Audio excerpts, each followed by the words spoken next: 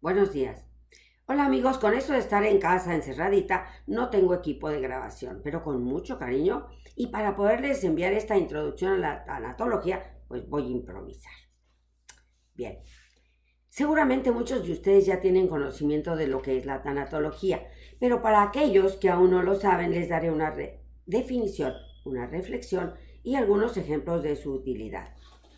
La tanatología es una disciplina de estudio de la muerte y de la vida desde la biología, la psicología, la sociología y la espiritualidad. Y su objetivo es disminuir el sufrimiento físico y psicológico de los enfermos terminales o crónicos y de sus familias. Es una ciencia que incluye sabiduría y experiencia en todo lo relacionado a la muerte, al morir y a las pérdidas significativas. Se especializa en dar ayuda a los dolientes proporcionándoles herramientas para enfrentar sus procesos de duelo. También se encarga de encontrar medios para disminuir los sentimientos negativos de culpa, de rabia y de vacío ante la muerte de un ser querido, y ayuda al personal médico a evitar la frustración ante la muerte de sus pacientes. Uno de sus principales objetivos es que el enfermo y su familia acepten el diagnóstico y el pronóstico de su enfermedad y que el enfermo pueda tomar las decisiones de su propio tratamiento, que arregle sus asuntos pendientes y que reciba un trato humano para tener una muerte digna.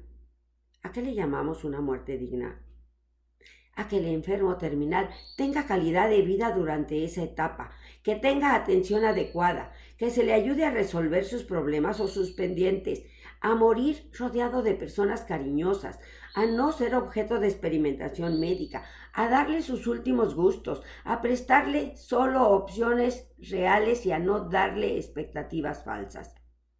La tanatología nos habla del vivir y del morir y nos ofrece la oportunidad de comprender el proceso del dolor que experimentamos las personas cuando perdemos a un ser querido y nos da la posibilidad de transformar el sufrimiento en una experiencia de vida nueva, de vivir cada día como si fuera el último, de trascender y de amar incondicionalmente.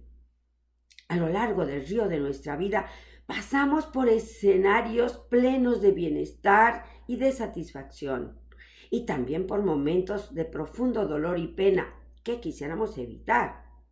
Sin embargo, el dolor es parte de la experiencia humana y es gracias al dolor que las personas crecemos, maduramos y logramos humanizarnos verdaderamente, al darle plenitud a la vida antes, durante y después de toda pérdida.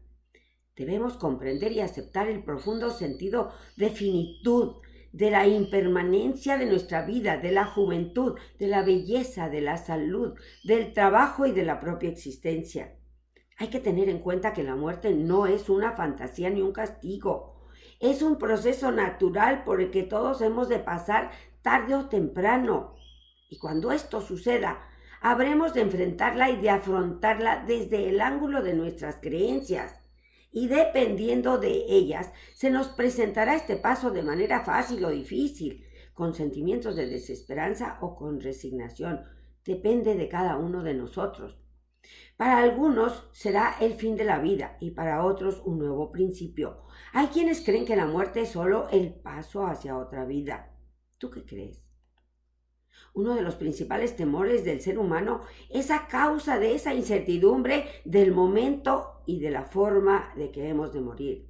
Por eso te invito a reflexionar en esa ley fundamental de las ciencias naturales que nos dice: la materia no se crea ni se destruye, solo se transforma. Para mí, esta prueba de la eternidad del cosmos me hace consciente de mi propia eternidad material. Y también me confronta con mi parte humana, consciente, pensante, inteligente, a la que los griegos le llamaban alma. El alma entonces es el principio de energía divina que nos da vida y sentido a nuestra materia, que temporalmente habita en nuestro cuerpo y le provee de conciencia del bien y del mal, de inteligencia, de capacidad de discernir, de elegir, de amar incondicionalmente y de darle sentido trascendente al vivir y al cómo vivir. Todos vivimos una contradicción ante la muerte, ya que se nos presenta como una amiga o como una enemiga, como un premio y como un castigo, como un fin y como un principio. Nos habla de finitud y nos dice eternidad. Es fuente de dolor y también de paz. Es un mal deseo y es un buen anhelo. En ocasiones la muerte se presenta lejana a nosotros en el tiempo y en el espacio, como cuando se muere alguien al que nunca tratamos o conocimos y se nos acerca cuando se trata de un familiar, un amigo, un vecino. Pero cuando se trata de nuestra propia muerte, nos estruja en lo más profundo de nuestro ser y la vida empieza a verse y a sentirse diferente. La empezamos a percibir más profundamente. Sin embargo, en cualquier caso la experimentamos como un peso y como un descanso, como un anochecer y como un amanecer, como una despedida y un encuentro, como una llegada y como una partida. Porque nuestra vida no comienza cuando llegamos a este mundo ni termina cuando partimos. Si aprendemos a morir, aprenderemos a vivir. Esta es la lección más importante de nuestra vida. Sin embargo, hay personas y momentos en la vida en que hasta nos enojamos cuando alguien nos habla de la muerte. Le tenemos miedo mágico al tema y argumentamos que si hablamos de ella la atraeremos, que es de mal gusto y que si te olvidas de ella, ella se va a olvidar de ti. ¡Qué ingenuos! Como si tuviéramos poder para manipular y controlar este proceso natural de todo ser vivo, nacer, crecer, multiplicarse, sí se puede, y morir. Con frecuencia solo pensamos y hablamos seriamente de la muerte y del morir hasta poco antes de morir, perdiéndonos la oportunidad de tener antes el conocimiento y la sabiduría para darle a la vida su justo valor y la utilidad antes de perderla. Hablar de la muerte y del morir no tiene que ser algo lúgubre o triste. Es una invitación a reflexionar sobre el ser humano y sus destinos, sobre la vida y la forma de vivirla, sobre el dolor y el sufrimiento, sobre la enfermedad y la salud, sobre los valores trascendentales y también de los materiales. ¿Qué piensas tú? ¿La muerte será solo un dato o es un hecho? Desde el pensamiento materialista, la muerte de los seres vivos es solamente la cesación de la respiración, de la circulación y de la nutrición. Cuando muere un ser humano pierde su identidad personal, su supremacía sobre la naturaleza, al grado de no poder decir yo muero. Sin embargo, la vida sigue existiendo, aunque cambie de forma, porque todo es una transformación de moléculas y átomos. El pensamiento materialista nos dice que todo fluye sin principio ni fin, sin incremento, sin disminución, donde nada se pierde, solo se transforma. Y yo me pregunto, ¿existirá entonces la muerte? ¿O solo existe la transformación, la metamorfosis? ¿Tú crees desde tu propia experiencia? ¿Tú qué crees? ¿Serán el nacimiento y la muerte solo dos momentos de la misma realidad? ¿Tú crees que podamos tener respuestas verdaderas?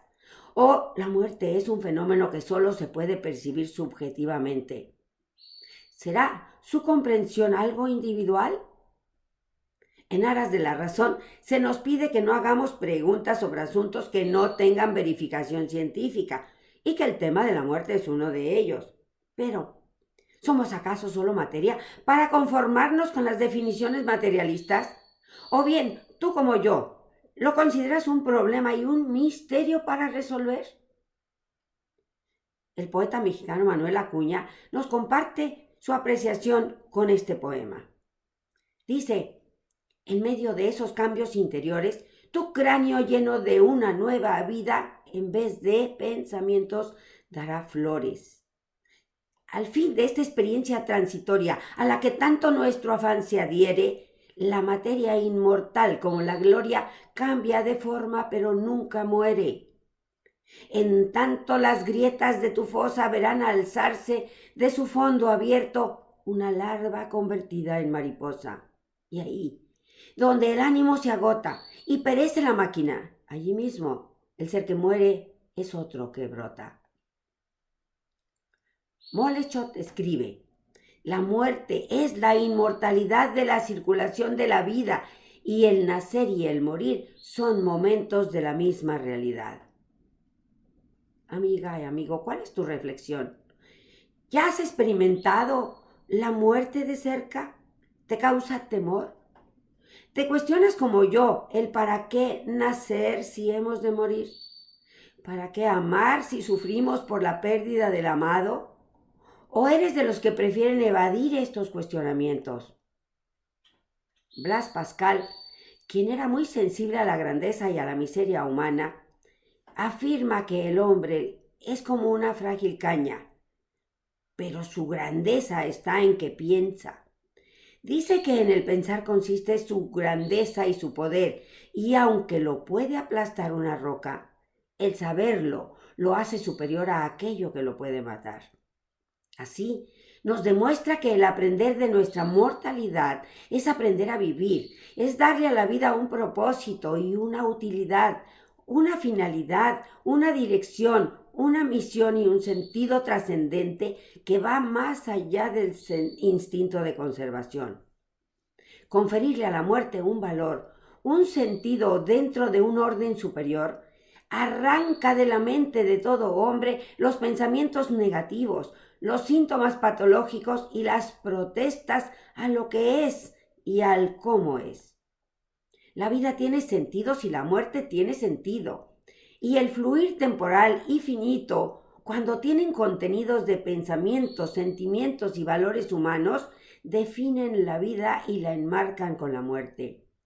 La muerte no es algo que simplemente acontece, es algo sin lo cual nada acontecería, y darle sentido y propósito a la vida nos hace diferentes de los demás seres vivos, y este sentido nos lo da la muerte. ¿Seremos peregrinos?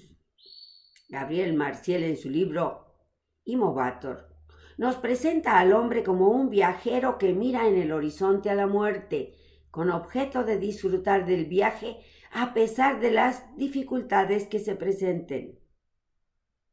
¿Seremos extranjeros en esta tierra en la que vivimos? Y de ser así, entonces, ¿por qué construimos en ella una residencia fuerte y sólida que resista los embates del tiempo? Desde Platón hasta la filosofía neoclásica se habla de la muerte como separación del alma y del cuerpo, los cuales se hallan unidos accidentalmente, y donde el alma es el hombre y el cuerpo solo le sirve de vehículo. La filosofía cristiana dice que el alma humana es espiritual y sin embargo es afectada por la muerte, y cuando se rompe el vínculo esencial y substancial entre el cuerpo y el alma, viene la muerte. ¿Será entonces el cuerpo el vehículo necesario para que a través de él el alma experimente la vida, el dolor, el sufrimiento, el placer, el gozo y la finitud? Y el alma, al dejar el vehículo, ¿se llevará impresas todas nuestras experiencias vividas? Espero que sí. La muerte será como una matriz que al romperse dará lugar a un nuevo nacimiento. La vida y la muerte son un misterio tan fascinante que nos invita a su exploración, a conocer sus diversos rostros, tan contrastantes como paradójicos con los que se disfraza. Es presencia y es ausencia, es amiga y es enemiga, es natural y es antinatural, viene a voluntad y contra voluntad. Esto lo expresa Javier Villarrutia poéticamente cuando dice: «Es inútil que vuelvas la cabeza en mi busca. Estoy tan cerca que no puedes verme. Estoy afuera y también adentro». La presencia de la muerte es continua, aunque su consumación esté al final de la vida. La consideramos enemiga porque nos golpea y nos pone a prueba, pero a la vez nos entrena para luchar y triunfar. ¿Qué piensas tú, amigo? ¿Es la muerte como un virus que destruye las defensas vitales? ¿O dentro de su poder aniquilador contendrá una semilla de otra vida? ¿Por qué nos angustia la cercanía de la muerte? En mi experiencia, La angustia se manifiesta como rebeldía contra lo inevitable y genera temor ante la amenaza de perder el bienestar, la individualidad y la conciencia de ser y de existir. Hay más angustia cuando nos hacemos responsables de otro o del mundo. Y también cuando asumimos o nos toca la responsabilidad de cuidar de aquel que nos toca. A veces de aquel que de alguna manera depende de nosotros. O cuidar de aquel de quien también dependo en aras de proteger mi propia salud o mi integridad. El temor como actitud de respeto, reverencia y valoración es necesario cultivarlo, porque nos produce sentimientos de modestia y sana inseguridad, que es lo opuesto al orgullo y a la arrogancia, y de esa manera nos acercaremos a la muerte con un temor que es amor y aprecio a la vida. Algunas personas presentan miedo a la aniquilación del yo y a la pérdida de conciencia. Otros tienen miedo a lo que se imaginan que es la muerte, o a lo que piensan que la muerte les quitará, a lo que pudiera haber después de la muerte, o miedo a que no haya nada. Otros le tienen miedo a lo inesperado, a lo desconocido, a una posible agonía, al dolor, a dejar lo concreto de esta vida o a dejar desprotegidos a los seres queridos.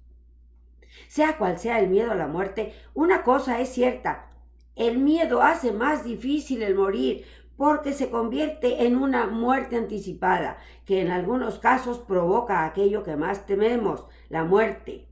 Todos nos resistimos a morir, ricos, pobres, sanos, enfermos, jóvenes, ancianos, y hasta aquellos que dicen, ya no quiero vivir, porque en realidad lo que quieren decir es, ya no quiero vivir así. Como terapeuta les digo que el miedo natural nos protege y nos prepara para vivir plenamente, pero el miedo patológico, obsesivo, desplazado y reprimido puede saltar como un barril lleno de aire cuando se le quiere mantener bajo el agua, porque requiere mucha energía y esfuerzo mantenerlo oculto, pero en el primer descuido saldrá disparado del agua con mayor fuerza. El miedo patológico paraliza la vida y suprime la alegría y el gozo de vivir. Yo, como algunos de ustedes, también siento miedo a la muerte, y cuando me percato de estos sentimientos, analizo mis pensamientos y descubro en ellos fantasías anticipatorias de posibles peligros, sacados a veces de alguna película, de algún lugar, de alguna novela, y generalmente reflejan temor infantil lleno de negativismo y de irracionalidad. Algunas de mis fantasías son de no ser atendida si sufro alguna enfermedad que limite mis capacidades físicas o mentales, de abandono y de morir sola. Otros son pensamientos catastróficos de violencia, de agonía dolorosa y prolongada, de penurias económicas y de soledad. Y con estos pensamientos yo ya estoy viviendo una muerte anticipada al perder la calidad de mis pensamientos y la capacidad de ver la vida de frente tal y como es.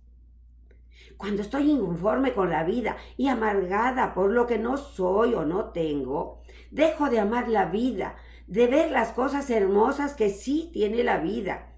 También cuando me aferro a una vida fácil y cómoda y pongo mi confianza en mis posesiones, es cuando más trabajo me cuesta conservarlas y más temor me da perderlas. Por lo tanto, en mi experiencia no funciona la evasión, ni la represión, ni la hiperreflexión, sino la sublimación a través de ponerle amor a la vida tal y como es, de frente a la muerte, y desde ahí sacar más aprecio y amor a la vida y a todo lo que representa la vida. ¿Qué es el morir sino el entregarse desnudo al viento y fundirse en el sol? ¿Qué es el respirar sino liberar la respiración de sus infatigables flujos y reflujos, de suerte que pueda elevarse y buscar a Dios? Queridos amigos y alumnos, espero que el escuchar y hablar de la muerte les sirva de vacuna contra los miedos tóxicos o patológicos que solo sirven para matar nuestra calidad de vida. En la próxima clase les hablaré de la vida, del sentido de la vida, del vivir con calidad, de cómo evitar la angustia y la ansiedad. Gracias por asistir a esta clase y los espero en la siguiente.